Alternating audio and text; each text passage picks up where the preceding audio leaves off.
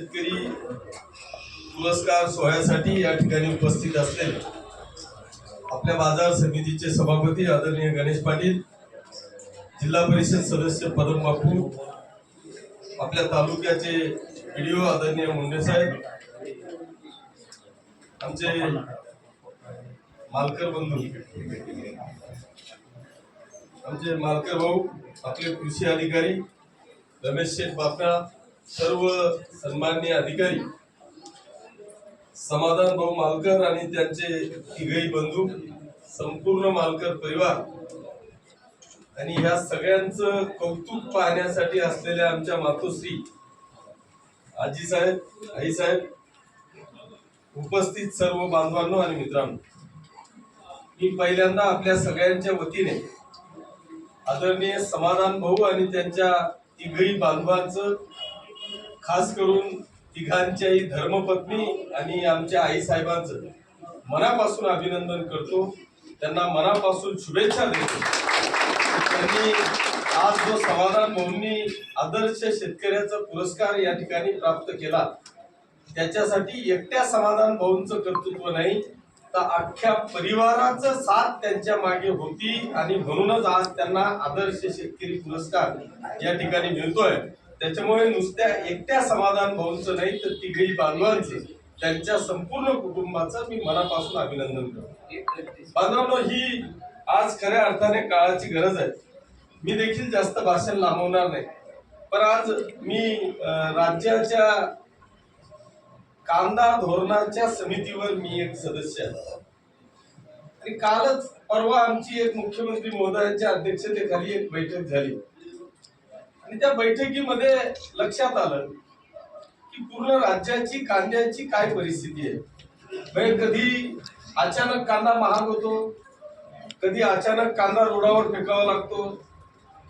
हे जे सगळं असमतोल जो विषय आहे हा नेमका काय, याच्यावर खऱ्या अर्थाने तासभर मुख्यमंत्री महोदयांच्या अध्यक्षतेखाली सगळ्या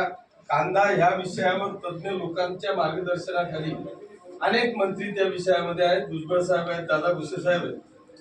या सगळ्या मंत्र्यांच्या याच्यामध्ये ती मीटिंग झाली आणि तेव्हा लक्षात आलं की आपल्या राज्यामध्ये साधारणतः 1.5 लाख टन कांदा उत्पादन होतो आणि कितीही हॉटलींवर दिला, रोडावर फेकला तरी 1 लाख टनाच्या वरती कांदा खर्च होतो। मग ह्या 50,000 टन कांद्याचं नेमकं करायचं काय, तर हा जो काही चाललेला संपूर्ण राज्यभरातला विषय आहे, हा कांदे लावतो का लावून टाका आपण निघाला, हा कापूस लावतो का लावून टाका आपण निघाला, हा जो काही असमतोल तयार झालेला आहे, मला असं वाटतं की या शेतकरी बांधवांना जर का आता खऱ्या अर्थाने सुखी व्हायचं असेल तर पहिल्यांदा तर मालकर भाऊंसारखे बांधावरचे शेतकरी अजिबात चालणार। जर आपल्याला शेतीमध्ये खरोखर सक्सेस व्हायचं असेल तर पहिल्यांदा पूर्ण परिवाराला शेतात उतरावं लागणार आहे। जोपर्यंत स्वतः परिवार शेती करत नाही तोपर्यंत तो समृद्धच होऊ शकत नाही, ही आता वस्तुस्थिती आहे। त्याच्यामुळे आम्ही कितीही मार्गदर्शन केलं, कितीही सल्ले दिले, आज मी तुम्हाला सांगतो की कुठलाही कितीही मोठा सायंटिस्ट येऊ द्या शेतीतला, पण आमचा जर का 15, 20, 25 वर्ष शेतात प्रामाणिकपणे काम करणारा एकही शेतकरी त्या सायंटिस्टला, त्या शास्त्रज्ञाला तो बोलू देणार नाही। इतका प्रॅक्टिकल शेतकरी तो आहे, त्याला एक एक विषय त्या ठिकाणी माहिती आहे। म्हणून जोपर्यंत आम्ही प्रत्यक्ष, आता आमची खरोखर वाईट अवस्था आहे, म्हणजे असं एखादी कुटुंब एखाद्या गावाला भेटणं हे की इतका कष्टाळू कुटुंब, इतक्या अशा या परिस्थितीमध्ये एकत्रित राहणारं हे कुटुंब, हे फक्त त्या गावापुरतं या तालुक्यात राज्याला या जिल्ह्याला आदर्श देणारं मला वाटतं हे कुटुंब आहे की त्या कुटुंबानी एकत्रित राहून आपल्या शेती प्रयोग करून राज्य सरकारला किंवा ह्या निवड समितीला भाग पाडलं, मिळावा याच्यासाठी भाग पाडणं, हे मला वाटतं हे खरं त्यांच्या कष्टाचा विषय आहे। त्यांनी इतकं प्रयोग करून इतके सुंदर, म्हणजे आताच त्यांनी उदाहरण दिलं की एखाद्या केळीमध्ये टरबूज घेणारा हा पहिला व्यक्ती मी पाहिला, त्याच्यामध्ये ₹1,00,000 खर्च आणि ₹6,00,000 बेनिफिट मिळाला. एखादा IAS किंवा आपल्या क्लास 1 नाही, इतका घामाचा कष्टाचा पैसा, तो इतका प्रामाणिक पैसा त्या ठिकाणाहून त्या ठिकाणी लावू शकणार नाही. केळीचं खोड आपल्या केळगावला लावलेलं होतं. मी इतका जीव लावला केळीला,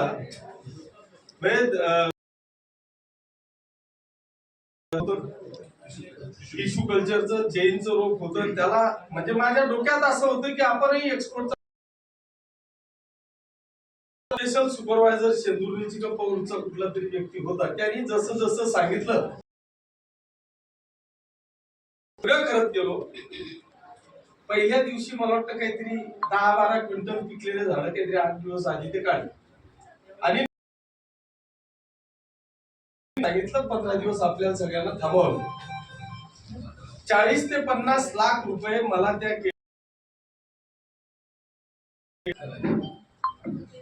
ते एक गाडी त्यांनी काढली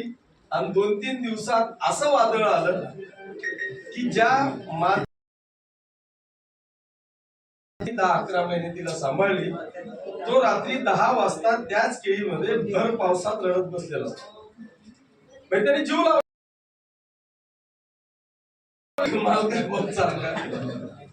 ठीक आहे, नुकसान झालं शकलो, पण एखाद्या शेतकऱ्यावर जर का अशी वेळ आली तर तो किमान 5 वर्ष उठून एखाद्या शेतकऱ्याची निर्माण होते. म्हणून आम्ही एकाच पिकावर निर्भर न राहता पद्धतींमध्ये जाता येईल का,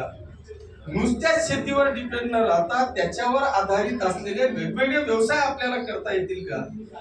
अशा पद्धतीचे नावे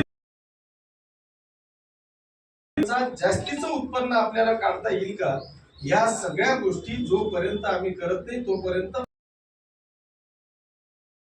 प्रगतीच करू शकणार नाहीये. म्हणून या कुटुंबाचं, या परिवाराचं मी खऱ्या अर्थाने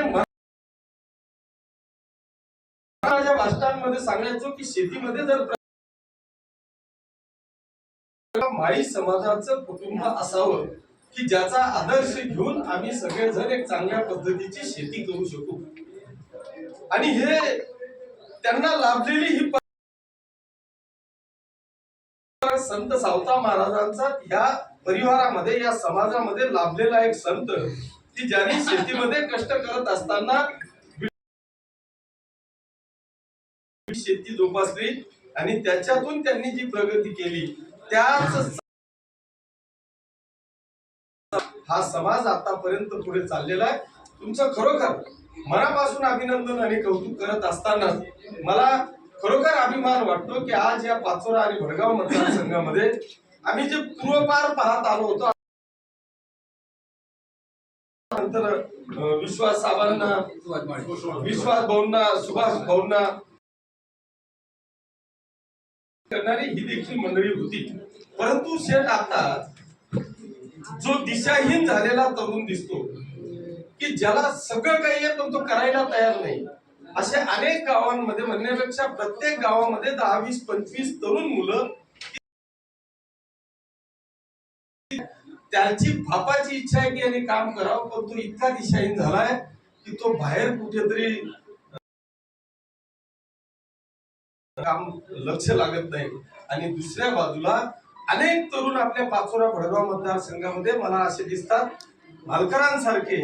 की मग ते सांगू शकेल की अशा अनेक तरुण आता आपल्या शेतीमध्ये प्रगतीच्या दिशेने, या तरुणांमध्ये सुद्धा कॉम्पिटिशन लागायला लागलेली आहे. जोपर्यंत हा तरुण नोकरीच्या किंवा मुंबईच्या कुठल्या तरी नोकरीच्या मागे न फिरता जर त्यांनी आपल्या शेती आणि शेतीवर आधारित असलेल्या शेतीपूरक व्यवसायांकडे जर, खरोखर इतकी वाईट अवस्था आपल्याला पाहायला मिळते साहेब. आम्ही बघतो की सर या चौकामध्ये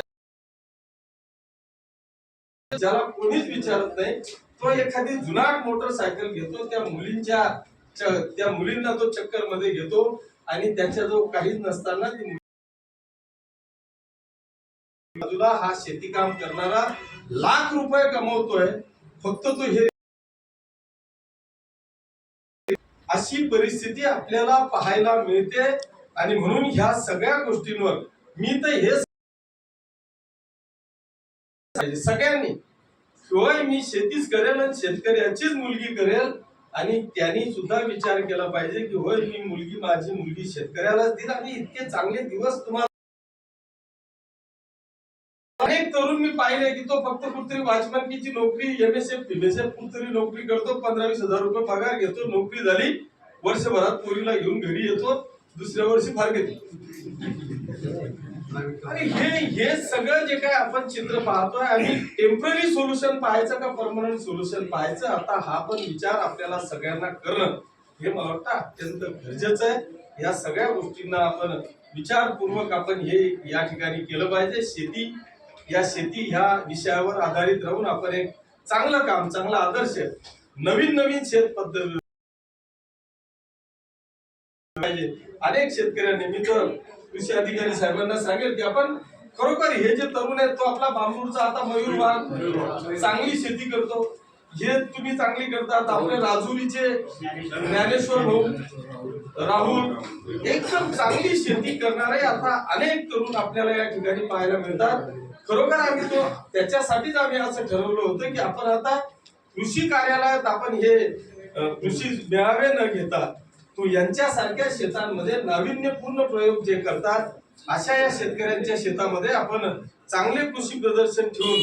सगळ्यांना एक चांगली दिशा आपल्याला देता येईल का, हा प्रयत्न भविष्य काळामध्ये करू, असा प्रयत्न आपण या ठिकाणी करतो. असो, मला पुन्हा भडगावला कार्यक्रम आहे, तुमचं खरोखर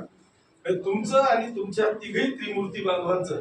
मनापासून अभिनंदन करतो की आपण सगळेजण, मला असं वाटतं की आपली आईचं वडील तर गेले, ते जर का असते तर पुन्हा त्यांचं 10-1 वर्ष आयुष्य वाढलं असतं, पण मला वाटतं तुमच्या सगळ्यांच्या कर्तृत्वामुळे मावशीचं देखील आयुष्य हे प्रचंड वाढेल आणि तिला अशा चांगलं कुटुंब मिळालं, हे नातू पंतू असा हा सगळा परिवार पाहून निश्चितपणे आमच्या आईला सुद्धा उदंड निरोगी आयुष्य मिळेल अशीच परमेश्वरचरणी प्रार्थना. शेतीमध्ये आपण उत्तरोत्तर प्रगती करून आज